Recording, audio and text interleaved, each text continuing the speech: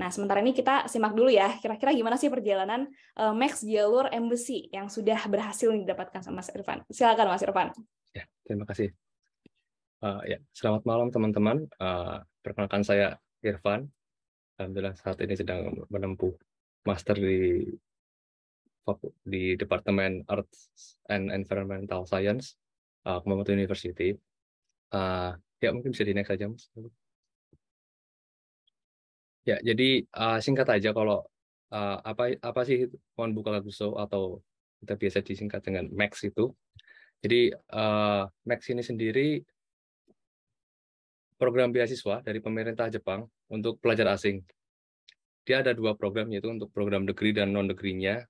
Untuk degree sendiri ada pasca sarjana, sarjana, dan sekolah kejuruan secara setara diploma, atau di bahasa Jepangnya itu kalau sarjana gakubu, kalau sekolah kejuruannya itu ada senshu dan kosen. Lalu ada program non-degree-nya itu teacher training dan Japanese studies. Jadi secara singkat, MAC itu seperti itu beasiswanya untuk foreign student. Lalu next.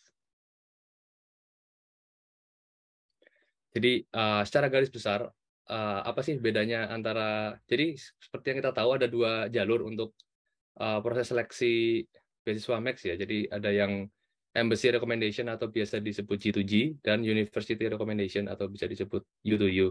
Jadi secara garis besar perbedaannya kalau di Embassy Recommendation ini keseluruhan proses seleksi itu melalui pihak kedutaan besar Jepang di masing-masing negara atau konsulat jenderal.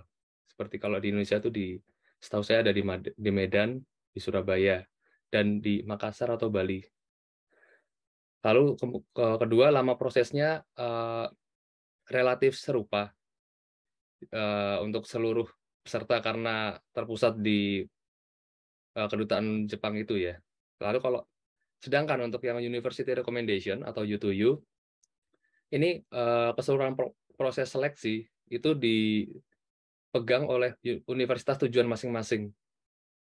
Karena proses seleksinya melalui universitas masing-masing, jadi lama prosesnya beragam dan kapan dimulainya pun bisa beragam, tergantung dari jadwal masing-masing universitas yang kita tuju. Jadi secara garis besar seperti itu untuk perbedaan G2G dan U2U. Oke, bisa untuk next. Untuk apa yang kita dapatkan, benefit yang kita dapatkan dari Max ini, jika pasca sarjana, sebagai contohnya, itu biaya kuliah ditanggung sepenuhnya, lalu ada tunjangan hidup sebesar 143.000 per bulan, 143.000 yen per bulan untuk research student, 144.000 per bulan untuk mahasiswa S2, dan 145.000 per bulan untuk mahasiswa S3. Lalu ada tiket pesawat pergi pulang Indonesia Jepang, jadi pada saat pertama berangkat dan terakhir pulang setelah lulus, lalu bebas biaya pengurusan visa dan pengurusan visanya pun juga terpisah dari yang lain. Lalu beberapa universitas juga menyediakan asrama. Untuk yang tidak menyediakan pun akan dibantu oleh pihak universitas untuk dicarikan tempat tinggal. Namun asrama ini tidak gratis, jadi dibayarkan dari biaya tunjangan hidup kita sendiri. Lalu yang terakhir adalah tanpa ikatan dinas. Untuk update bisa dicek di laman informasi beasiswa Max dari website resmi Kedutaan Besar Jepang di Indonesia. Seperti itu. Next. Jadi untuk timeline-nya sendiri,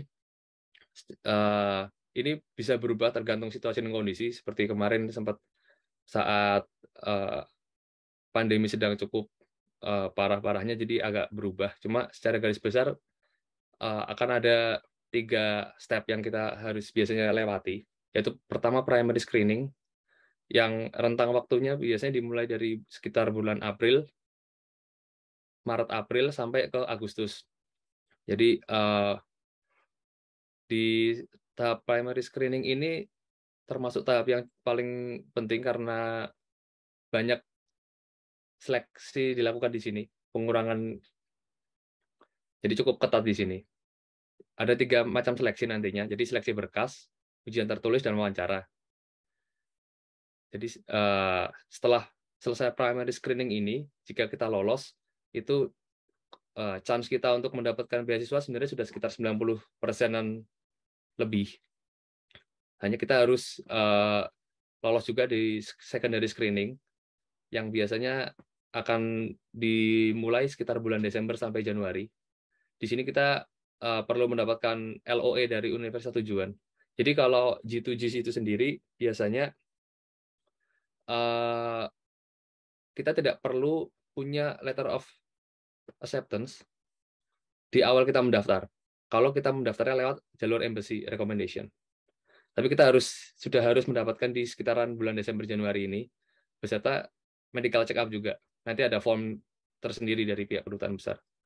Jika semua proses ini jika kita sudah lolos dari secondary screening, nanti kita akan mulai ke pengurusan keberangkatan seperti visa, terus tiket pesawat, kita dari kota tempat kita domisili sampai di Jepangnya, karena mungkin ada teman-teman yang dapat universitasnya tidak di Tokyo misalkan. Jadi kemungkinan besar kita akan mendarat pertama kali itu di Narita untuk pengurusan resident card dan lain-lain, terus baru ke tempat masing-masing. Jadi itu semua nanti akan diurus di periode ini.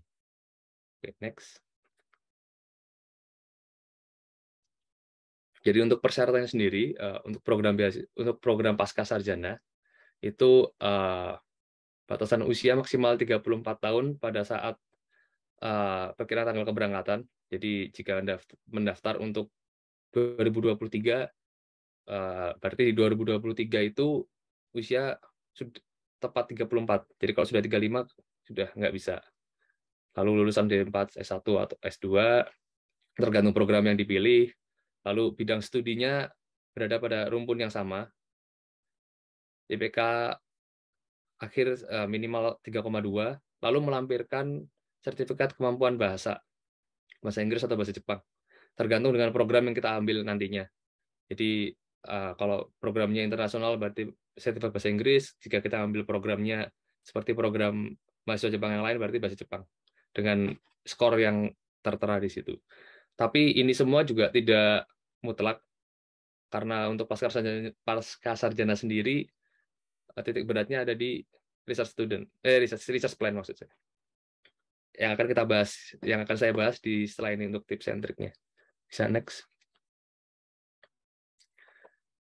Jadi jabarannya untuk primary screening sendiri, salah satu poin pentingnya adalah di berkas, yaitu terutama di research plan, recommendation letter, dan sertifikat bahasa. Ini bobotnya lumayan besar, dan pada saat seleksi berkas ini termasuk fase yang cukup kompetitif, karena biasanya 2000-an pendaftar akan disaring menjadi sekitar 150 sampai 180. Jadi lumayan kecil persentasenya. Lalu setelah itu ada ujian tertulis. Untuk ujian tertulis ini tergantung program. Jika pasca sarjana biasanya hanya tes bahasa. Namun kalau untuk yang gakubu, sensu atau kosen itu akan dites sesuai dengan bidang studi yang dia ambil. Ini juga cukup penting karena di sini akan diambil sekitar 1/3 dari pendaftar. Jadi cukup kompetitif juga. Setelah itu terakhir ada tes wawancara. Nanti akan ada wawancara dengan minimal 3 orang dari bidang ilmu serumpun, dan nanti akan ada juga perwakilan langsung dari pemerintah Jepang. Untuk wawancara sendiri bisa dilakukan dalam bahasa Inggris atau bahasa Jepang. Bisa next. Jadi untuk primary screening sendiri, sepengalaman saya ada beberapa hal yang kita bisa siasati agar lebih mudah pada saat prosesnya nanti. Jadi yang pertama adalah bisa mempersiapkan dokumen berbahasa Inggris atau Jepang. Itu termasuk juga ijazah, transkrip nilai, KTP, dan lain-lainnya. Karena hanya dokumen dengan bahasa Jepang atau Inggris yang akan diterima pada proses pendaftaran untuk program Max. Lalu juga perhatikan ketentuan ukuran dokumen. Jadi jika di Jepang biasanya maksimal itu dalam ukuran A4. Sedangkan kalau kasus saya sendiri di transkrip nilai saya kampus dari Indonesia dulu biasanya lebih dari A4. Jika begitu, jadi untuk fotokopi itu kita bisa tekuk ke ukuran A4. Jadi pada saat dikirim ke pihak kedutaan besar itu sudah dalam ukuran A4 tapi ditekuk gitu. Karena ini cukup strict, jadi saya pernah tanya juga ke stafnya, mereka bisa membuat kita tidak lolos hanya karena ukuran kertasnya tidak A4. Lalu tips berikutnya bisa mencari mentor untuk menyusun research plan, karena ini terutama untuk program pasca sarjana cukup vital, cukup yang bobotnya paling besar. Jadi kita sebisa mungkin mengirim dalam aplikasi kita itu kita mengirimkan research plan yang solid, lalu visible dilakukan, tapi berguna juga gitu untuk Indonesia dan Jepangnya. Jadi untuk bisa ini kita untuk bisa menghasilkan research plan yang bagus ini kita akan lebih baik kalau ada mentornya dalam menyusun, seperti pembimbing pada jenjang sebelumnya. Jadi akan bisa dapat banyak masukan. Lalu masih bersangkutan dengan yang sebelumnya, kita bisa perbanyak referensi format dan konten untuk research plan dan recommendation letter. Jadi seperti yang kita tahu juga, penerima beasiswa Max yang sebelum-sebelumnya juga sudah, sejauh yang saya tahu, banyak yang share ilmunya, share pengalamannya juga di blog-blog atau Medium. Jadi seperti itu bisa dimanfaatkan juga karena mereka juga share research plan yang sekiranya secara format sudah baik dan bisa kita tiru formatnya. Karena research plan ini sendiri sebenarnya tidak ada format resmi dari pihak kedutaan gitu. Begitu juga dengan recommendation letter juga tidak ada. Jadi kita mungkin bisa cari referensi ke situ. Lalu bisa perbanyak latihan soal pada bahasa yang kita kuasai sesuai program yang kita ambil, dan perbanyak latihan mock-up interview juga untuk menghadapi interviewnya. Oke, next. Lalu untuk secondary screening sendiri, sebenarnya kalau kita sudah lolos dari primary screening, seperti yang saya sudah katakan tadi, sudah sekitar 90% diterima. Hanya pada tahap ini kita harus mengumpulkan LOE dari universitas tujuan, dan kita diberi kesempatan untuk mengirim permintaan LOE ke 5 universitas yang kita tuju. Jadi nanti setelah kita lolos primary screening, kita akan mendapatkan sertifikat yang menyatakan bahwa kita sudah lolos tahap primary screening. Dengan menggunakan sertifikat ini, kita bisa mengajukan LOE tersebut. Hanya saja kita perlu memperhatikan timing pengumpulannya ini ke kedutaan juga, karena ini nanti akan jika terlalu mepet, jadi kita harus menerima LOE dari Jepang, nanti kita harus submit lagi ke pihak kedutaan. Jadi kita harus memperhatikan timing di sini. Dan juga kita perlu melakukan medical check up sesuai dengan format yang nanti akan dikirimkan dari pihak kedutaan besar. Seperti itu. Bisa next. Untuk tips and triknya sendiri, pertama sebaiknya kita menghubungi universitas dan profesor tujuan lebih awal. Jadi secepat mungkin setelah kita menerima informasi bahwa kita lolos primary screening, kita bisa langsung menghubungi profesor tersebut. Karena seperti yang saya sampaikan tadi, cukup mepet untuk dari segi timingnya. Dan yang kedua juga jangan terpaku atau membatasi pilihan pada 1 atau 2 universitas saja. Karena jika nanti terjadi sesuatu seperti terlambat pengiriman atau ternyata tidak dapat LOE dari universitas tersebut, bisa jadi beasiswa kita akan ikut hangus juga karena masih belum mengumpulkan LOE sama sekali. Lalu juga bersamaan dengan timing juga, kita perlu mempertimbangkan waktu juga. Sekiranya kita memberi waktu yang normal sekitar 2-3 hari untuk profesor bisa membalas email kita.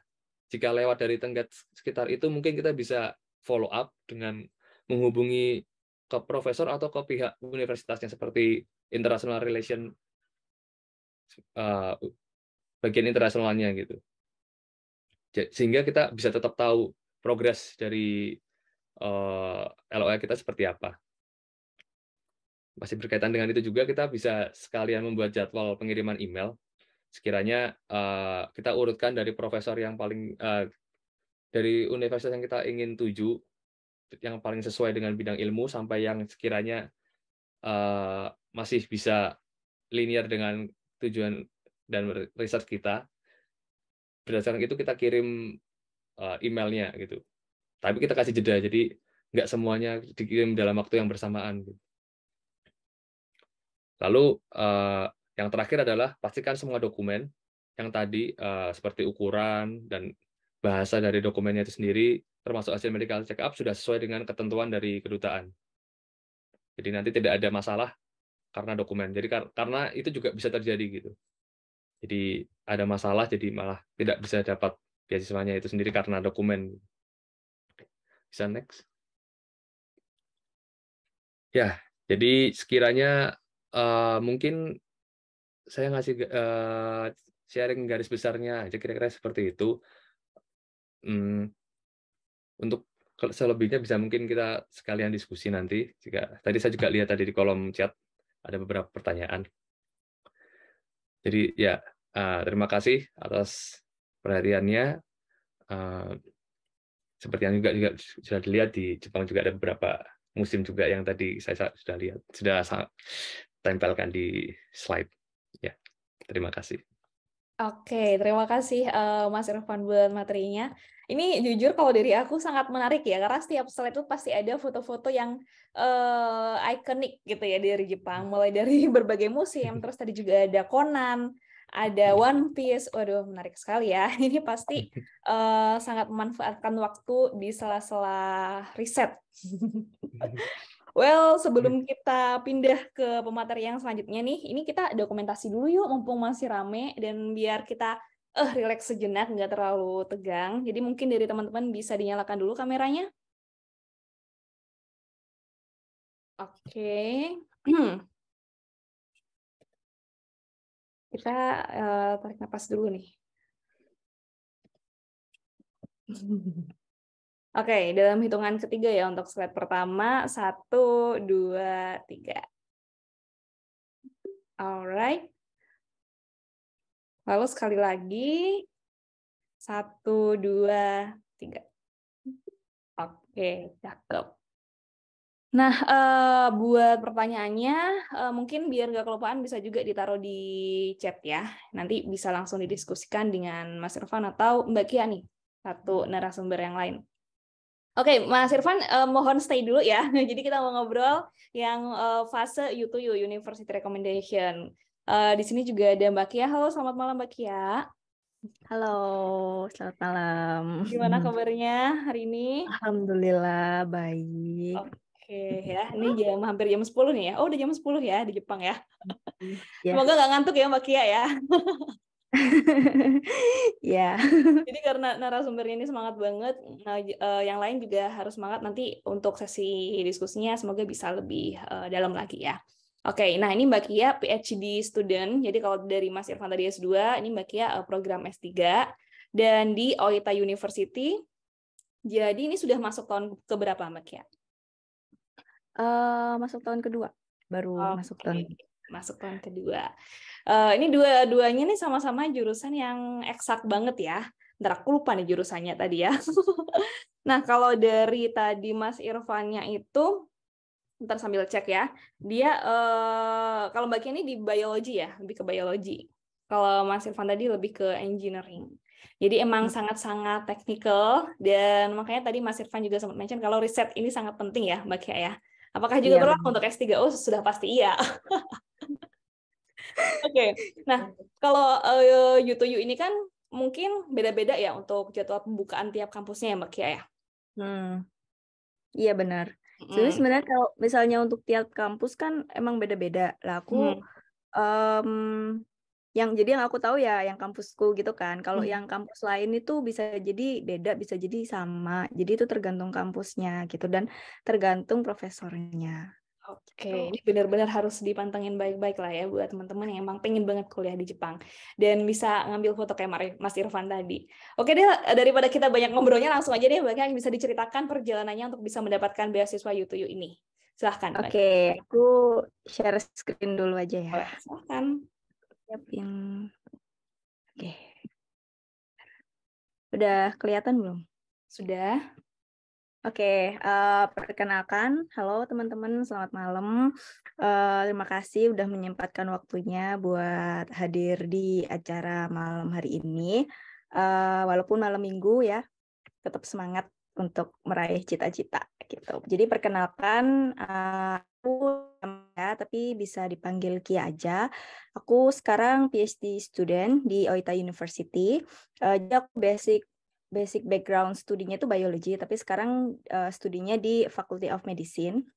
Jadi ya walaupun biologi, tapi bisa kuliah di Faculty of Medicine gitu. Terus kemudian pertama-tama nih untuk introduction, kenapa sih memilih Jepang gitu ya untuk lanjut studi gitu? Apa sih ininya? Salah satu alasannya, reason why-nya ya kan? Pertama, karena yang jelas di Jepang kualitas dan standar pendidikan yang lebih bagus ya. Kemudian standar hidup di Jepang juga lebih baik, dan selain itu budaya Jepang yang ramah dan sopan. Jadi beda sama kayak di Eropa mungkin. Kalau di Jepang kan lebih sopan, terus kemudian kulturnya juga lebih menarik, orang-orangnya juga lebih ramah gitu. Lebih bisa menerima foreigner gitu kan. Terus kemudian yang selanjutnya adalah WiMax. Jadi yang pertama, beasiswa Max itu adalah salah satu beasiswa yang prestisius di Jepang. Terus kemudian monthly stipendnya juga lumayan gede. Cukuplah untuk bisa hidup di Jepang gitu. Karena kan mungkin teman-teman pada tahu kalau gimana ya kalau misalnya kuliah di Jepang, kan biaya hidup di Jepang mahal. Cukup nggak ya? Ya, jangan khawatir karena monthly stipend untuk beasiswa Max itu cukup untuk hidup di Jepang gitu. Asalkan teman-teman nggak yang hedon, yang harus high class dan lain-lain, ya maksudnya untuk basic standar hidup cukup gitu. Terus kemudian yang terakhir itu tanpa ikatan dinas. Jadi banyak teman-teman Max itu yang kayak misalnya S1-nya Max, kemudian dia lanjut S2, terus lanjut S3 gitu, itu bisa. Terus dan itu tanpa harus pulang dulu ke Indonesia. Kemudian lulus juga misalnya pengen kerja di perusahaan Jepang atau pengen pulang atau gimana, itu juga nggak ada ikatan. Jadi bebas gitu. Misalnya buat teman-teman yang pengen berkarir di Jepang atau gimana, itu lebih punya fleksibilitas gitu. Nah, untuk sebenarnya kayak dokumen-dokumen yang diperluin untuk beasiswa Max antara yang G2G dan U2U itu sebenarnya basically itu sama. Ya, yang penting itu adalah yang pertama adalah research plan, kemudian English proficiency, kemudian recommendation letter, kemudian ijazah dan transkrip yang udah di-translate gitu.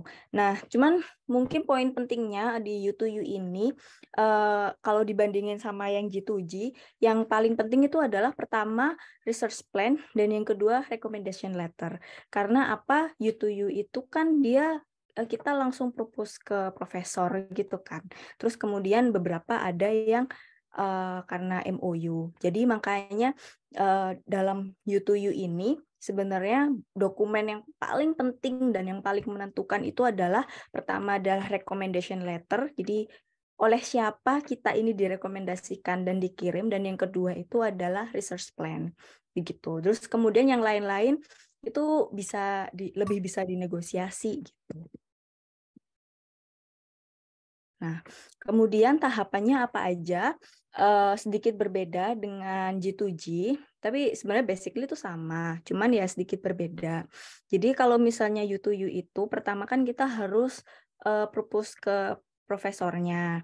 Ya, jadi kita propose ke profesornya, kalau misalnya profesornya setuju, biasanya beliau bakal mengirimkan formulir-formulir yang harus di isi gitu. Terus kemudian ada banyak kan berkasnya itu macam-macam, ada formulir pendaftaran, terus ada CV, ada research plan, kemudian ada sertifikat kesehatan, dan beberapa universitas itu ada yang minta surat vaksin gitu.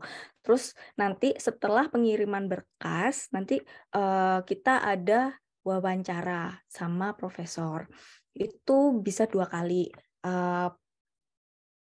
Ya, 2 kali. Jadi yang pertama itu karena sama profesornya, dan yang kedua sama tim university-nya gitu. Nanti setelah tahapan itu semua selesai, itu baru kita dapat letter of acceptance gitu. Jadi kalau U2U ini semua proses itu yang melakukan itu adalah profesor dan universitas. Jadi kita tuh cuma tinggal ngikutin prosedur dari mereka aja. Jadi kayak aku dulu tuh daftar itu, aku daftar, kemudian propose ke profesornya. Cuman aku propose ke profesornya itu karena aku lewat jalur orang dalam, bukan orang dalam sih, relatif. Jadi nanti aku jelasin.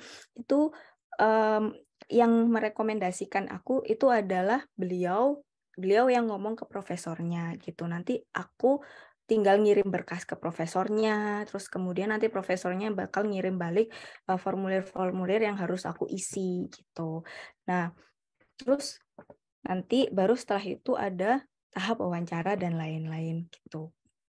Nah, ini tadi yang aku bilang, jadi basic requirement-nya itu, tahapannya itu professional approval. Jadi kita harus dapat approval dari profesor dulu, itu penting banget dalam Max U2U ini. Terus kemudian nanti kalau misalnya profesor itu sudah setuju, profesor itu biasanya akan mengajukan ke pihak universitas. Nah, karena biasanya setiap universitas itu punya jatah.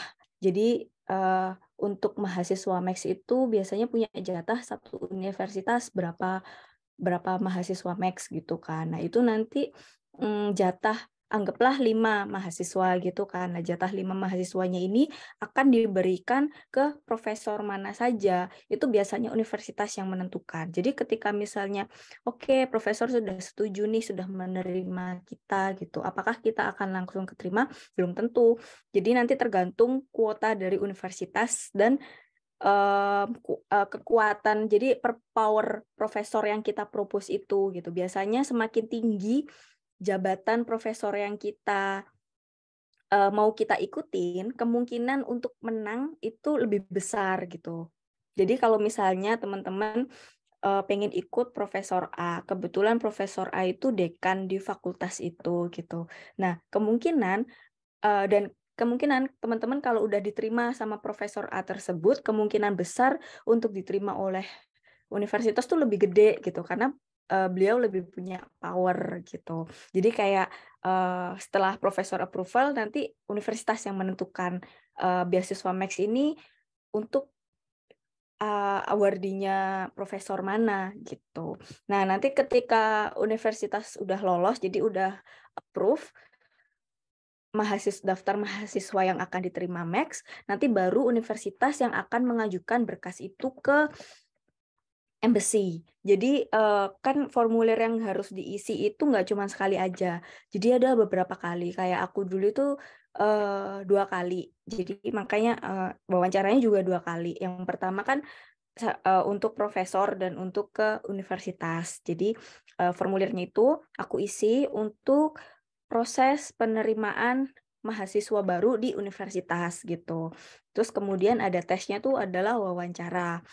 Nah, kemudian setelah proses dari profesor dan university itu selesai dan kita diterima, biasanya profesor itu akan meminta kita untuk mengisi form lagi. Jadi nanti profesor tersebut akan mengirimi kita lagi formulir yang untuk harus kita isi lagi gitu. Dan nanti itu biasanya ada persyaratan-persyaratan yang lebih detail. Jadi kayak misalnya status kesehatan, terus kemudian surat vaksin dan macam-macam, itu biasanya dimintanya di tahapan yang kedua itu untuk jadi nanti universitas itu nanti akan mengajukan ke embassy gitu untuk diterima Max-nya gitu. Jadi ibaratnya gitu universitas udah nerima, terus nanti universitas mengajukan kita ke Max supaya kita dapat beasiswanya gitu.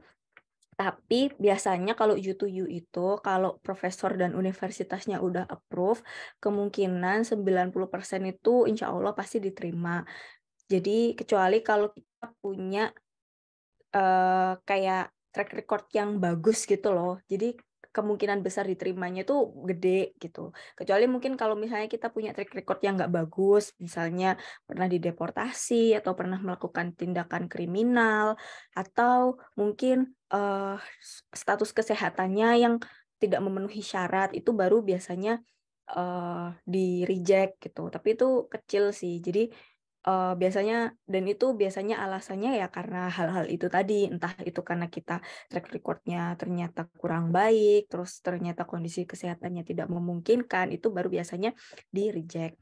Nah, jadi salah satu syaratnya itu waktu itu kalau nggak salah kan tidak boleh hamil sampai keberangkatan kan, sampai nyampe di Jepang itu tidak boleh dalam kondisi hamil gitu. Jadi bisa jadi ketika misalnya tiba-tiba di tengah proses seleksi itu misalnya kita hamil gitu, ya bisa jadi itu ditolak gitu, seperti itu.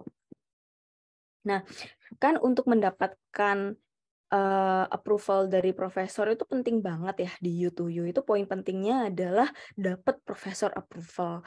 Gimana caranya kita bisa dapat profesor approval? Ada macam-macam caranya gitu. Ada yang melalui University MOU, ada yang relatif, atau kalau misalnya cukup confidence bisa langsung propose ke profesornya gitu. Nah, University MOU ini gimana? Jadi perjanjian kerjasama dengan universitas di Indonesia. Jadi kalau teman-teman ini misalnya S1-nya atau S2-nya di universitas di Indonesia, itu bisa ngecek mungkin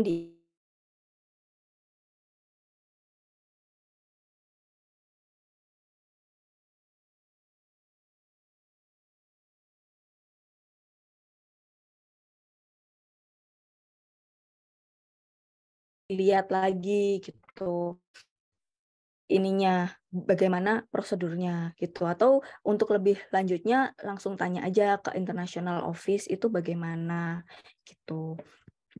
Nah, kalau relatif, jadi biasanya yang paling umum itu selain ada MOU itu adalah relatif.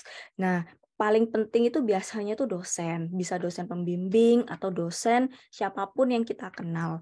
Jadi itu biasanya tuh, dan dosen-dosen ini tuh biasanya yang menjadi penghubung antara universitas di Indonesia dengan universitas di Jepang. Jadi walaupun misalnya sebagai contoh UNER ada MOU dengan Oita University gitu.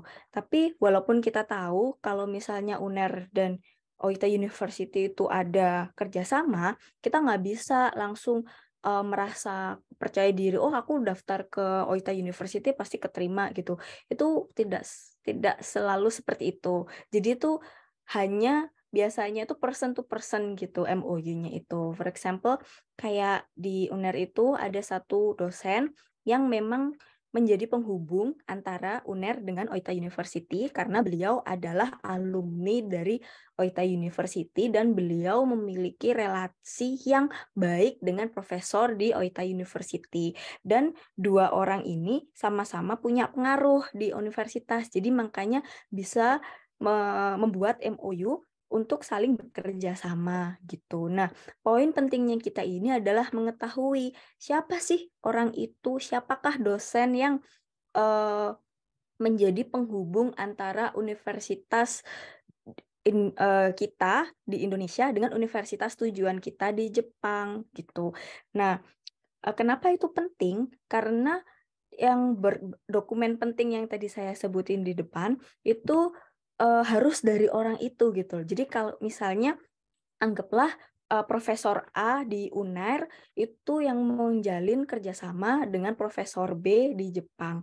Ketika kita mendapatkan surat rekomendasi dari Profesor A di UNER, itu kemungkinan besar kita diterima oleh Profesor B di Jepang itu tuh lebih besar daripada kita melalui dosen lain gitu. Apakah nggak bisa surat rekomendasi dari dosen lain? Bisa, tapi kekuatannya itu kayak kecil gitu loh. Karena tuh sebenarnya profesor di Jepang itu mereka itu nggak terlalu melihat nilai sebenarnya, terutama untuk U2U ya. Mereka tuh nggak terlalu melihat nilai, tapi mereka itu lebih percaya kepada relasi gitu. Jadi ketika misalnya orang Jepang punya relasi yang baik, hubungan yang baik dengan seseorang, mereka akan lebih percaya apapun yang direkomendasikan oleh relasi tersebut dibanding ketika kita menyodorkan CV atau ijazah kita yang nilai kita cum laude, kemudian English proficiency-nya tinggi, kemudian pokoknya dengan segudang prestasi yang kita miliki, itu bisa-bisa kita itu kalah dengan orang yang langsung terkoneksi dengan relasi itu tadi gitu. Jadi memang relasi itu sangat penting ya, begitu. Nah, gimana kalau misalnya nggak ada dosen nih yang kita tahu gitu. Kita juga bisa tahu info U2U ini dari senior. Jadi misalnya kita for example kita punya kakak kelas yang saat ini sedang menempuh studi di Jepang. Bisa jadi mereka itu bukan jalur Max ya. Bisa jadi mereka tuh misalnya LPDP gitu. Atau mungkin jalur beasiswa lain, for example kayak Mitsui Bussan, atau mungkin beasiswa di yang lain, perusahaan gitu misalnya. Itu juga bisa. Jadi senior ini misalnya senior ini kan beliau itu sudah kuliah di Jepang dengan Profesor B gitu. Nah, nanti teman-teman bisa coba propose ke seniornya, teman-teman kayak, Kak, aku tertarik dengan studinya kakak, kalau misalnya aku pengen masuk labnya kakak, bisa nggak ya? Terus prosedurnya gimana? Nah, nanti senior ini bisa membantu menghubungkan teman-teman dengan profesor di Jepang gitu. Nanti bagaimana prosedurnya? Apakah profesor itu menerima mahasiswa Max? Apakah ada lowongan misalnya profesor tersebut sedang mencari mahasiswa master atau mencari mahasiswa PhD? Itu kita bisa dapat infonya dari senior kita, dari kakak kelas kita, atau dari teman itu juga bisa gitu. Cuman kelemahannya kalau relasinya itu dari senior atau teman, itu kan mereka tuh di Jepang itu statusnya masih mahasiswa gitu kan. Nah, jadi powernya kita mahasiswa ini kayak inferior gitu loh. Jadi kalau misalnya kebetulan seniornya teman-teman atau temennya kalian itu di Jepang prestasinya bagus, publikasinya bagus, jadi mahasiswa kesayangan sensei, itu kemungkinan besar kalian bisa diterima itu juga besar. Tapi kalau misalnya teman-teman atau senior kalian di Jepang itu juga punya struggle, terus kemudian sulit, mengalami masa-masa yang sulit, itu juga bisa jadi berpengaruh juga gitu. Jadi ada plus minusnya sih. Jadi yang paling enak itu sebenarnya lewat dosen gitu karena sudah punya power gitu. Nah, kemudian kalau misalnya udah ada nih kayak udah tahu kayak misalnya universitas kalian ada kerjasama dengan universitas mana, profesor siapa, terus gimana nih kita propose-nya gitu. Jadi kita bisa sending email ke profesornya. Itu yang pertama jangan lupa untuk introduce, perkenalkan diri, background-nya. Jadi kalian siapa, dari mana, background studinya apa, terus kemudian tahu profesornya itu dari siapa, kayak gitu. Terus kemudian yang kedua, express your interest. Jadi kayak kalian tuh harus udah baca-baca dulu publikasinya profesor itu apa aja, penelitiannya tentang apa, publikasi yang paling menarik, paling bombastis dari profesor itu tuh apa. Itu kalian harus kayak mention gitu di situ. Jadi itu untuk menarik perhatiannya profesor. Jadi kayak seolah, oh anak ini udah baca paper aku banyak dan dia interest gitu sama studiku gitu. Nah nanti baru setelah itu kalian jelaskan tujuan dan future project-nya tuh apa. Kayak misalnya kalian tertarik, terus kemudian kalau misalnya kalian pengen studi tentang ini dan ingin melanjutkan proyek profesor yang tentang ini dengan sedikit inovasi seperti ini, itu bagaimana gitu. Terus kemudian attach CV dan research plan, itu bisa juga seperti itu, kayak gitu. Nanti jadi untuk gambaran profesor itu untuk lebih mengenal kalian gitu. Gitu. Terus kemudian apa aja yang perlu ditulis di research plan? Sebenarnya kalau untuk research plan yang baru, jadi kalian tuh nanti bakal disuruh mengirimkan research plan tuh 3 kali. Jadi yang pertama untuk kalian propose ke profesornya. Jadi untuk perkenalan diri nih kayak aku pengennya studi apa gitu, background studinya apa, terus kemudian kira-kira nanti di sana pengen belajar apa. Itu yang secara non formal ya. Jadi simple aja, 1 lembar, 2 lembar, nggak usah terlalu bertele-tele, nggak usah terlalu detail, cukup singkat, padat, jelas, kayak abstrak di jurnal, cuman beda ininya aja formatnya. Yang penting kayak pertama adalah study background, kemudian aims-nya apa, methods yang mau kalian pakai apa, terus kemudian future goals-nya apa. Yang ya future goals ini penting banget karena profesor itu pasti bakal mempertanyakan, kenapa kamu mau studi tentang ini gitu. Jadi kalian harus punya pondasi yang kuat. Kenapa kalian pengen studi tentang itu gitu. Nah, nanti kalau misalnya profesornya udah setuju nih sama kalian, oke, kalau misalnya kamu tertarik untuk daftar PhD jadi mahasiswa PhD-ku, ini formulirnya yang harus kalian isi gitu. Nanti baru kalian ngisi. Nah, di formulir itu salah satunya itu ada research plan, tapi research plan-nya itu lebih terstruktur. Jadi kayak ada pertanyaan, kalian harus ngisi pertanyaan gitu dan pertanyaannya itu sesuai dengan research plan kalian gitu. Tapi kurang lebihnya sama sih kayak kayak gini kayak background terus kemudian ininya current study dan kemudian future goals-nya apa kayak gitu tuh. Jadi kurang lebih sama kayak gitu.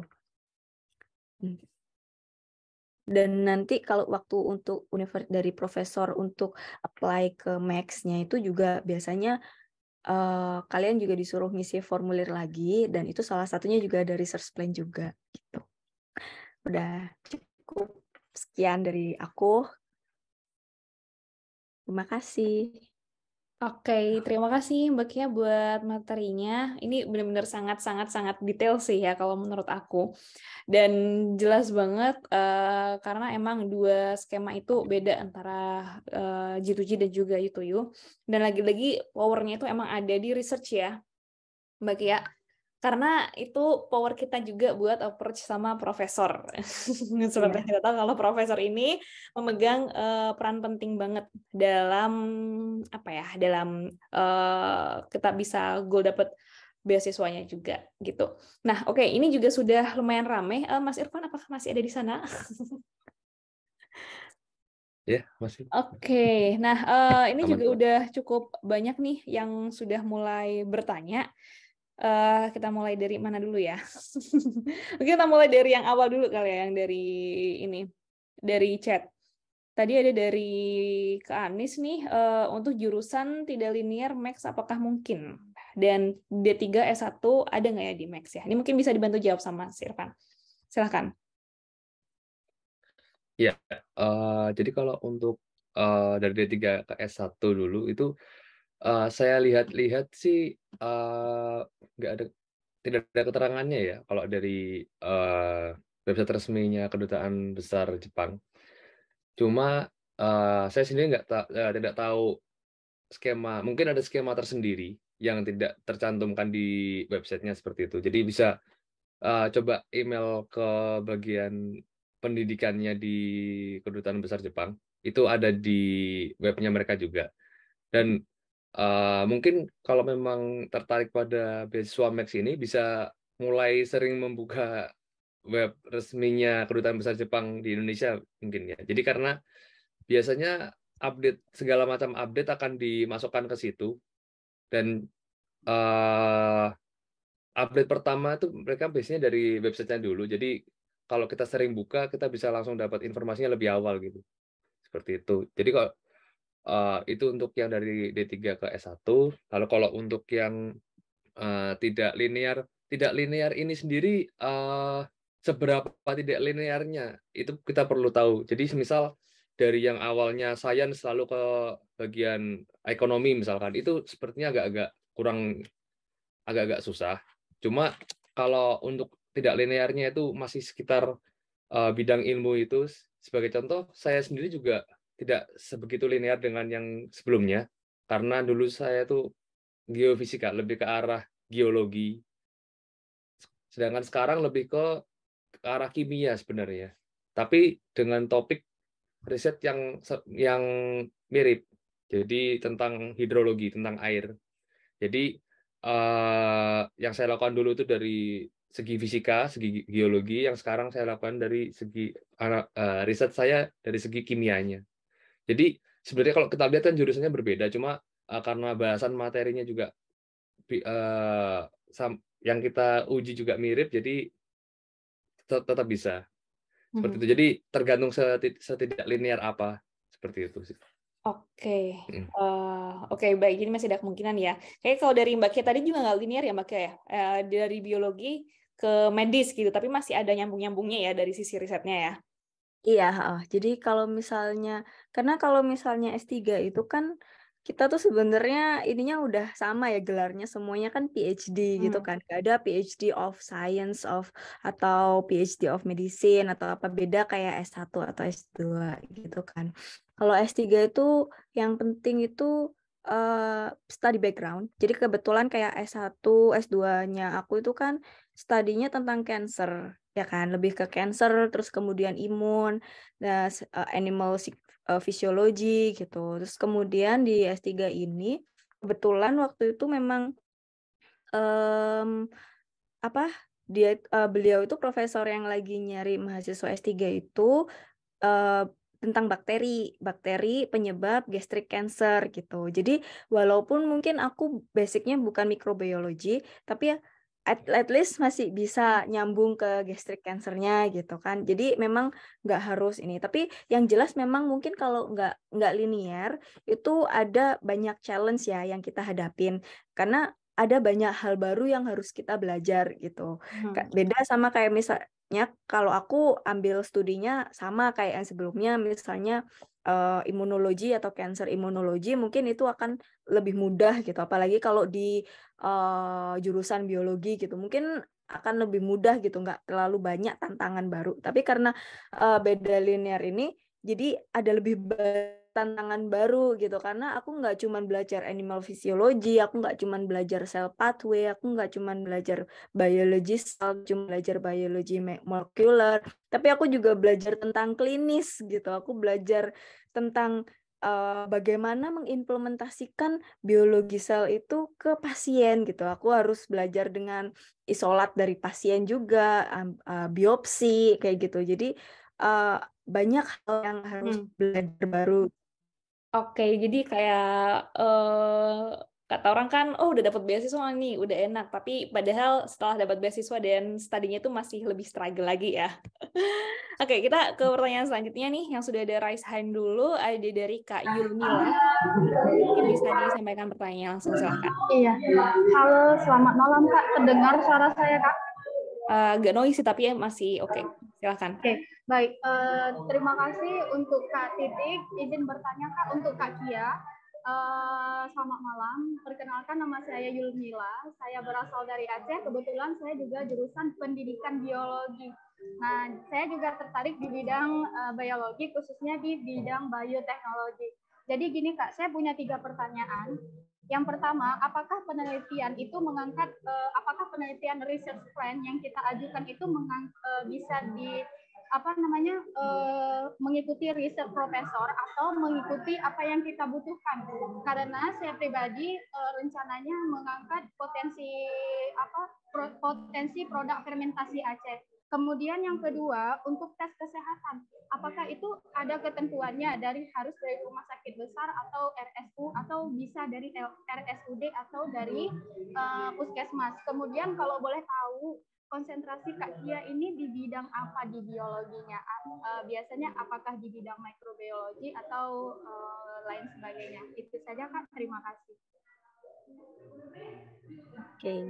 Oke, silakan bisa langsung dijawab Mbak Kia. Oke, terima kasih pertanyaannya. Pertanyaan yang pertama tadi itu tentang ini ya, research-nya harus sesuai sama keinginan kita atau profesor. Yang jelas, kita harus bisa ini sih, kayak mencari jalan tengah gitu loh, antara apa yang kita mau dengan bidang profesor itu dan apa yang ada di lab. Jadi, kan setiap laboratorium itu beda-beda kan. Jadi kita tuh juga harus tahu kapasitas laboratorium itu seperti apa gitu.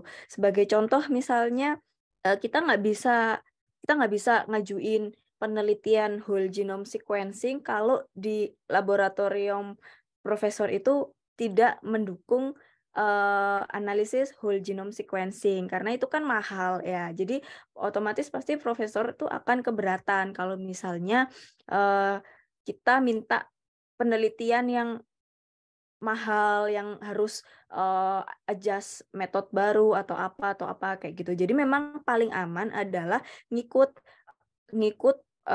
penelitian profesor yang mau kita ikutin, kita lihat metode yang dilakuin profesor itu tuh apa aja sih gitu. Jadi apa aja, jadi misalnya bisa jadi kayak mungkin ELISA atau mungkin PCR atau mungkin apa gitu ya, misalnya flow cytometry atau apa gitu. Jadi dilihat dulu metodenya itu dari semua penelitian profesor itu, metode penelitian yang dipakai itu dia pakai analisis apa. Nah, nanti baru gitu. Jadi kita bisa coba mengajukan apa maunya kita, tapi kita juga harus menyesuaikan dengan kondisi di sana.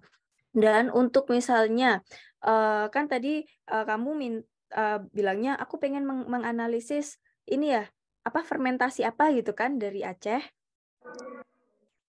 Ya, jadi potensi makanan tradisional. Ya, makanan tradisional di Aceh. Jadi kamu juga harus tahu kalau misalnya kita mau mengirim bahan penelitian dari Indonesia ke luar negeri itu harus ada suratnya. Ada yang namanya MT apa ya? Aku lupa namanya MT pokoknya ada surat yang harus aku lupa namanya apa. MT pokoknya MT gitu. Terus jadi material transfer MTA, material transfer agreement. Nah, itu ada. Jadi kayak misalnya kamu di Indonesia dari institusi mana nih? Institusi penelitian apa? Terus di Jepang itu juga dari institusi penelitian apa? Itu harus punya surat MTA. Dan itu kalau misalnya kita mau memakai bahan itu untuk penelitian di luar negeri gitu. Dan Jepang itu sangat strict sekali. Jadi kalau misalnya kita minta profesor untuk mendatangkan isolat dari Indonesia, itu kita harus menyediakan semua surat-suratnya dan lain-lainnya kayak gitu. Kalau misalnya bahan tersebut bisa ditemukan di Jepang, akan lebih baik kalau kita menggunakan bahan yang sudah ada di Jepang. Itu akan lebih mempermudah profesornya. Tapi kalau misalnya nggak ada, ya kita harus menyediakan surat-surat itu gitu. Terus yang ketiga tadi adalah ini ya, research aku.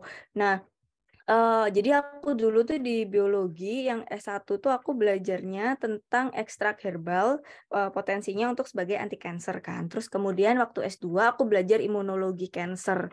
Jadi aku ngelihat reaksi inflamasi dan kemudian banyaknya manfaat untuk waktu animal study itu diinjeksi oleh cancer gitu. Nah, aku studi di sini itu aku studinya adalah Helicobacter pylori, itu bakteri penyebab gastric cancer.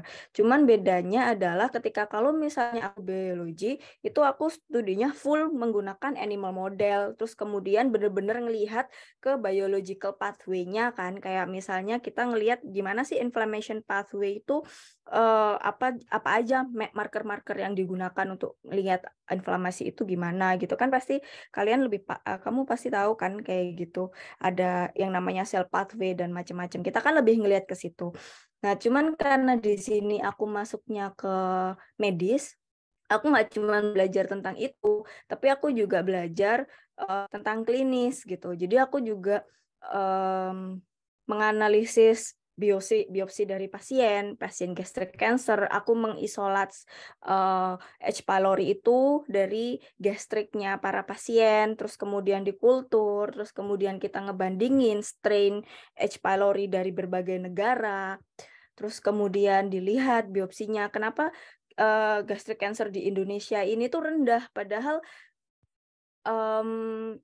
dispepsia, kasus dispepsia di Indonesia ini kayak mah akut. Orang Indonesia ini suka makan pedes kan. Terus kasus mah sorry, itu bagian sebelumnya aku gitu. potong dulu ya. Ini karena terlalu panjang juga dan Okay. takutnya nggak masuk next-nya ya. Jadi Oke, oh ya, dari jadi Kak gitu. Yuli, Jadi Kak Yumila. intinya Sorry banget.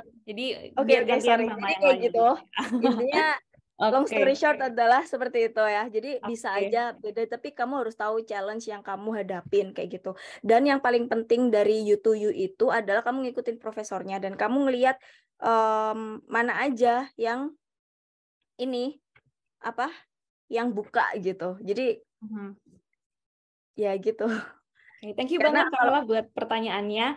Terus kita pindah ke pertanyaan yang di chat. Ini mungkin juga ada beberapa yang sama juga ketika ngisi Google Form terkait dengan ujian tertulis nih, primary screening. Karena itu juga poin yang membedakan antara G2G dan juga U2U. Kalau U2U kan nggak ada ujian tertulisnya yang di embassy. Nah, ini ada pertanyaan dari Kak Yasmin. Pertanyaannya adalah, boleh diceritakan lebih detail nggak tentang ujian tulis saat primary screening? Maksudnya materi sesuai dengan rumpun jurusan itu bagaimana ya, Kak? Silakan ini, Mas Irfan.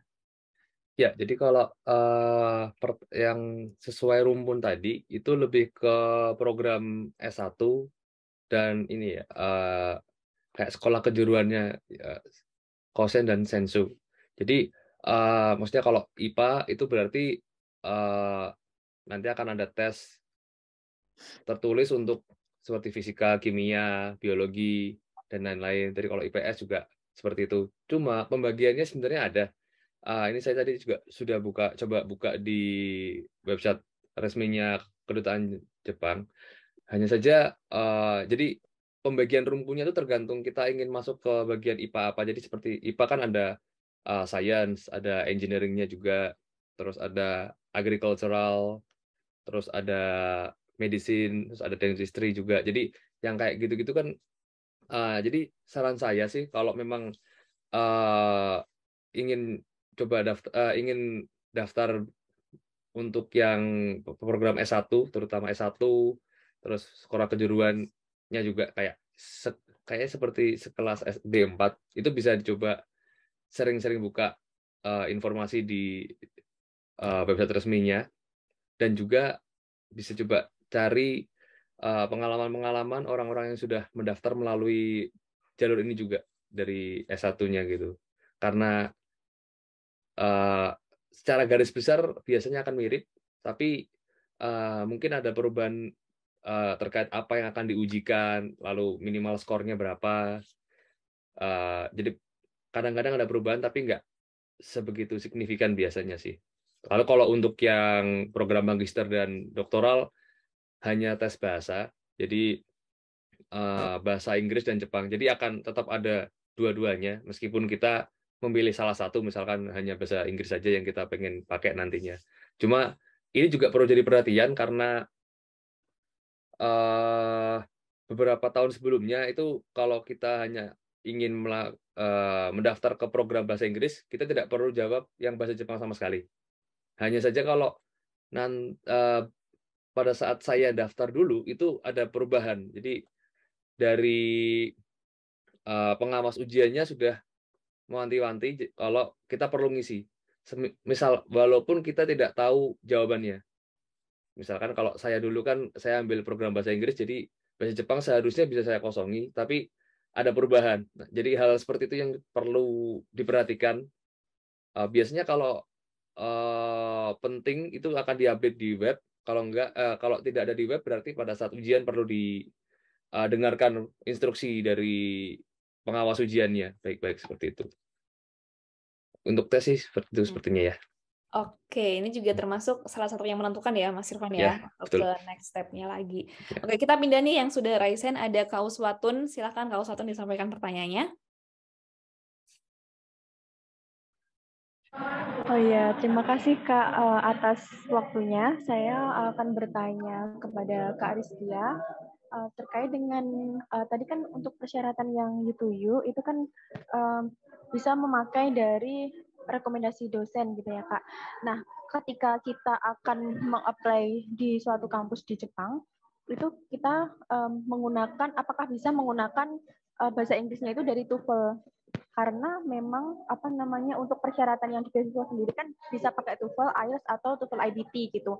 Tapi ketika saya lihat di persyaratan univnya itu kan Kak, misalkan Kyoto atau yang lainnya itu kebanyakan itu menggunakan IELTS Kak. Itu bagaimana? Apakah kemungkinan akan diterima atau akan memiliki LOE yang bersyarat gitu, unconditional? Kemudian untuk yang kedua, apakah di univ itu di univ yang khusus itu ada listnya, maksudnya kayak di beasiswa MEK itu ada memiliki list univ yang khusus untuk diterima gitu, atau memang semua univ yang ada di Jepang gitu. Soalnya saya pernah dengar dari salah satu teman saya itu yang bilang kalau misalkan kita apply di suatu univ itu juga memperhatikan listnya gitu. Soal kemarin itu mau apply di Kwansei University, tapi dibilang sama teman kalau misalkan itu nggak masuk ke U2U gitu. Apakah benar seperti itu? Terima kasih atas waktunya.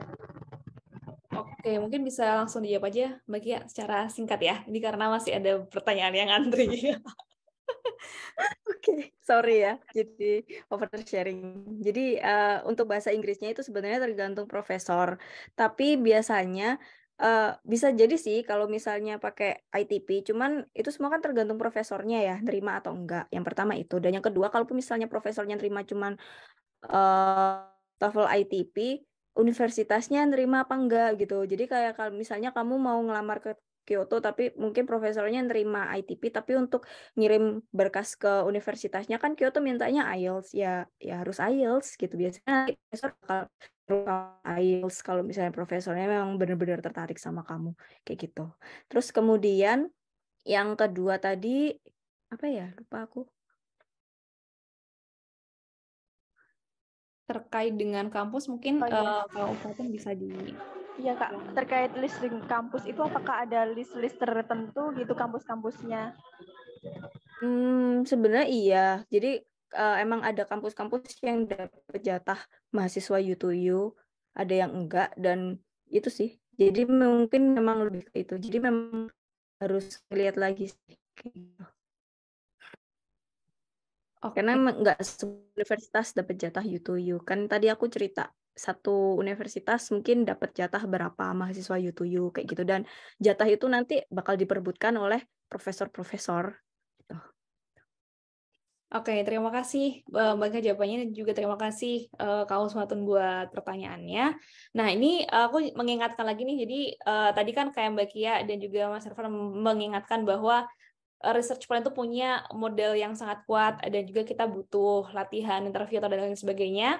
Nah, kali ini Titik Jeda ada giveaway nih, jadi buat teman-teman yang emang mengabadikan momen ini, bisa nge-tag Mbak Kia, bisa nge-tag Mas Irfan, bisa nge-tag Titik Jeda juga, jangan lupa. Jadi nanti buat peserta-peserta yang captionnya menarik atau sangat menginspirasi bisa berkesempatan mendapatkan giveaway mentoring gitu ya. Oke, kita pindah lagi ya, promosinya singkat aja. Jadi ada pertanyaan nih buat Mas Irfan terkait dengan tes bahasa untuk magister. Apakah ada ketentuan minimum untuk bahasa Jepangnya? Dan untuk research plan, apakah itu sudah pasti yang akan kita lakukan saat diterima? Apakah masih ada kemungkinan menyesuaikan dinamika yang ada ketika sudah masuk? Silakan, Mas Irfan. Oke, jadi untuk tes bahasa, jadi kalau untuk persyaratannya sendiri, persyaratan dokumen itu ada minimalnya untuk Max G7 sendiri menerima TOEFL ITP, TOEFL IBT, IELTS, dan TOEIC juga. Jadi kalau untuk ITP itu di ITP atau PBT sekarang namanya ya. Jadi itu di minimal 543 skor. Kalau IBT minimal 72, IELTS minimal 5,5, TOEIC yang LNR itu minimal 785, dan JLPT itu minimal level N2. Ini untuk yang G2G yang saya tahu dan saya lihat dari website resminya, itu kita bisa lampirkan salah satu aja sesuai. Jadi kalau yang English kita, program English kita antara TOEFL, TOEIC atau IELTS. Kalau yang kita ambil program bahasa Jepang, ya berarti JLPT-nya aja yang kita submit. Lalu untuk tesnya sendiri, kalau tesnya nilai minimal tes, saya juga nggak di disclose untuk nilainya, karena cuma pengumuman, dan pengumumannya hanya mencantumkan nomor tes, nomor registrasi tes. Jadi kita nggak tahu siapa yang lolos, siapa aja. Cuma kita ngecek nomor pendaftaran kita aja gitu. Lalu untuk apakah nanti riset kita akan sama seperti yang kita tulis di research plan? Sejauh ini yang saya lihat hampir nggak ada yang persis dengan research plan. Jadi kalau yang saya lihat sih lebih ke arah research plan ini kita nyusun riset yang sekiranya bisa dilakukan di universitas tujuan kita dan sesuai dengan bidang ilmu dari profesor yang kita tuju, visible dilakukan, bermanfaat untuk Indonesia dan Jepang, terus beda, jadi ada novelty-nya gitu. Ya, dan juga dengan beberapa pertimbangan yang juga disampaikan sama Mbak Kia tadi juga. Jadi pertimbangan seperti cost-nya apakah tinggi, terus ya visibility-nya juga perlu diperhatikan juga. Ya, jadi tapi tidak usah ragu, nggak usah takut untuk ini kalau dilakukan beneran nanti kayaknya akan susah dan lain-lain. Disusun aja. Terus kalau memang sebenarnya saran saya juga kalau punya kesempatan untuk bisa ngubungin profesor lebih awal itu akan lebih baik. Jadi semisal program untuk G2G ini sendiri kan dibuka sekitar Februari, Maret, dan ditutup sekitar April, Mei. Itu kalau kita menghubungi dari sekarang pun menurut saya tidak ada salahnya gitu. Jadi kita introduce ke profesornya kalau kita punya minat untuk join di laboratoriumnya beliau dengan research plan seperti ini, CV saya seperti ini. Itu menurut saya akan bisa membangun relasi juga sama profesornya nanti. Dan saya juga pernah disarankan untuk ke profesor lain yang sekiranya bidang ilmunya lebih linear seperti itu. Jadi justru akan membuka networking yang lebih lagi gitu. Jadi bisa banyak nyari info juga tentang profesor yang kita ingin tuju juga untuk research plan ini. Jadi mungkin akan benar-benar kita bisa diskusi research plan ini dari awal gitu. Jadi malah mungkin research plan yang kita susun ini benar-benar akan sesuai dengan yang kita lakukan gitu. Kalau seperti itu kan akan lebih kuat ya, karena profesor sudah tahu visibility-nya, sudah running mungkin research-nya untuk bagian itu, untuk materi itu. Jadi pada saat interview pun kita juga bisa sampaikan hal ini gitu. Dan menurut saya itu akan jadi pertimbangan untuk poin lebih kita juga sih kalau kita sudah menghubungi profesor bahkan sebelum kita lolos di tahap primary screening-nya gitu. Karena berarti memang niat untuk ke situ gitu. Seperti itu mungkin. Oke. Nah, karena ini juga sudah malam ya, di Jepang sudah jam 11 malam nih ya, udah hampir tengah malam. Jadi ini mungkin satu pertanyaan terakhir dari Kak Anwar Nasruddin nih. Selamat malam Kak Irfa dan Kak Kia, izin bertanya. Saya juga merasa bahwa poin research plan itu punya bobot penilaian yang terbesar. Sebagai research plan yang sebaiknya research plan yang dibuat apakah harus sudah mendetail atau hanya intinya saja di tiap bab, pendahuluan, metode, dan expected outcome. Nah, ini mungkin bisa dari versi 1 Mas Irfan dan Mbak Kia sharing kemarin bikin research plan-nya gimana sih formatnya, dari yang S3 dulu kali ya Mbak Kia, silahkan bisa diceritakan yang kemarin.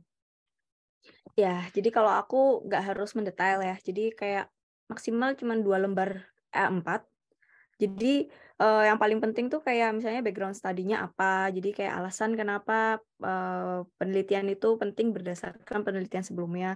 Terus kemudian aims-nya apa dan kemudian metodenya yang digunakan tuh seperti apa. Ya mungkin sedikit sedikit detail tapi nggak yang detail-detail banget gitu loh. Jadi kayak misalnya metode yang dipakai apa aja gitu. Terus kemudian outcome yang diharapkan kayak misalnya hipotesisnya apa, outcome yang diharapkan apa. Terus kemudian yang paling penting adalah future goals-nya kayak ya kenapa penelitian ini tuh penting dilakukan? Kenapa kamu pengen banget ngelakuin penelitian ini dan apa prospeknya untuk ke depan gitu dan novelty-nya apa gitu. Jadi kayak apa sih temuan baru yang bakal ibaratnya kayak inovasi ya, kayak temuan baru apa, inovasi apa yang bakal kamu dapetin dari penelitian itu gitu. Oke, cukup singkat ya dari level S3, padahal aku udah mikirnya yang berlembar-lembar gitu ya. Nah, kalau dari Mas Irfan dulu gimana nih bikin research proposalnya, isinya ada apa aja? Ya, oke. Jadi secara garis besar mirip dengan yang disampaikan Mbak Kia ya. Jadi biasanya, tapi gini. Jadi saya lihat ada beberapa tipe, ada 2 tipe profesor ya untuk di Jepang ini. Jadi ada tipe yang memang pengennya singkat aja, maksimal 2 lembar, 2 halaman gitu. Ada yang pengennya sampai mendetail. Jadi saya waktu dulu mau menyusun research plan pun, saya menemukan 2 tipe, apa ya, jadi 2 tipe dosen ini, 2 tipe profesor ini. Dari 2 blog yang saya lihat pengalaman orang-orang yang sudah menerima beasiswa Max ini. Jadi ada yang sharing kalau seperti ini research plan-nya dan dia mencantumkan 2 halaman aja, research plan dengan 2 halaman, tapi ada penulis lain yang mencantumkan dia mengirimkan research plan sampai 7 atau 8 halaman. Jadi memang benar-benar mendetail di setiap prosesnya.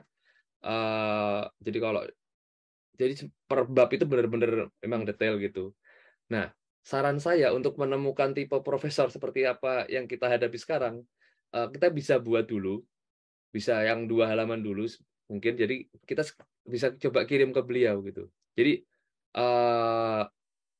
biasanya beliau nanti akan memberi masukan untuk bagian ini mungkin lebih panjang atau bahkan atau mungkin lebih singkat. Ya kayak jadi yang penting kita buat dulu sesuai yang kita kira-kira pahami dan lihat contoh-contoh orang-orang yang sudah pernah dapat juga sebelumnya. Dan kalau semisal kita juga ada mentor dari mungkin pembimbing kita dulu, itu kita juga bisa diskusi dengan beliau. Setelah itu kita coba kirim dulu ke profesor yang kita kira-kira bidang ilmunya linear dengan kita berdasarkan paper-papernya seperti itu. Itu kita bisa coba kirim ke beliau sambil kita lihat responnya seperti itu. Karena ya tadi ada beberapa yang preferensinya pengen singkat aja. Ini mau apa, novelty-nya apa, butuhnya apa, sama mungkin ini ya apa pada saat kalau yang saya juga banyak temukan di research plan itu adalah bab di mana kita menjelaskan kita akan melakukan apa di tahun keberapa, kira-kira hasilnya apa, nanti setelah itu apa yang akan dilakukan, jadi runtutan kegiatannya seperti apa gitu, dan flowchart. Jadi pihak penyeleksi itu sudah bisa membayangkan, oh jadi anak ini akan di tahun pertama akan melakukan ini, hasilnya ekspektasinya ini, akan dibawa ke tahun keduanya ini. Jadi nanti goal-nya seperti ini. Oh jadi penelitian ini bisa dilakukan ini karena udah jelas timingnya gitu. Itu salah satu yang cukup ini sepertinya cukup lumayan berguna untuk dimasukkan ke research plan. Jadi mungkin seperti itu. Jadi nggak jauh beda, tapi lebih ke arah banyak diskusi dengan profesor yang akan kita tuju mungkin ya. Seperti itu. Oke. Wah, ini juga 2 versi yang berbeda ya. Ada yang versi detail aja, ada yang versi detail banget nih. Jadi mungkin bisa dipersiapkan yang detail banget ya buat fighter semua yang mau mempersiapkan beasiswa Max ke Jepang ini. Nah, ini mungkin terakhir nih ya, sebagai closing statement. Mungkin ada pesan buat Mbak Kia atau Mas Irfan kayak highlight tips atau penyemangat nih yang buat yang diberikan untuk teman-teman yang hadir pada malam hari ini, sehingga mereka bisa lebih semangat lagi untuk mengejar dan mendapatkan max, atau bahkan besok bisa kopdar nih sama Mbak Kia sama Mas Irfan ya. Mungkin dari Mbak Kia dulu nih, gimana? Kalau aku highlight-nya itu adalah kita tuh nggak pernah tahu ya namanya rezeki dan yang aku bilang tadi, you to you itu poin pentingnya itu adalah di relasi. Bisa jadi dosen, bisa jadi senior atau teman. Jadi kita harus menjaga hubungan relasi itu sebaik mungkin. Jadi misalnya kita butuh, kayak butuh rekomendasi letter atau kita butuh tanya-tanya untuk studi lanjut, pengalaman dan lainnya itu lebih mudah gitu. Jadi orang tuh nggak males untuk bantu kita. Itu aja sih. Oke, nice. Lalu dari Mas Irfan gimana nih? Ya, hampir mirip sama Mbak Kia, cuma kita nggak tahu jalan kita itu akan seperti apa dan di mana kita beruntungnya dapatnya. Jadi kalau untuk saya sendiri, sebenarnya saya sudah mencoba mendaftar lewat U2U, tapi ditolak karena kebetulan profesor saya sibuk waktu itu. Jadi padahal U2U ini kan kalau kita lihat yang paling enak ya, karena seleksinya juga nggak lama dan nggak banyak yang perlu dilakukan gitu. Nah, cuma ternyata alhamdulillahnya justru dapatnya di G2G seperti itu. Jadi kita nggak pernah tahu. Jadi ya kita lakuin aja yang kita bisa, full, bener-bener kita full all out aja di situ gitu. Karena kita nggak tahu jalannya yang mana gitu. Meskipun lebih susah, belum tentu kita malah nggak dapet. Bisa jadi malah yang dapetnya di yang susah itu tadi. Kayak gitu sih mungkin. Ya. Oke, jadi intinya tetap nyoba dan berusaha yang terbaik, menjaga relasi. Jadi emang kayak harus recommendation letter dan juga link-link yang kita punya akan sangat membantu dalam hal mendaftar beasiswa.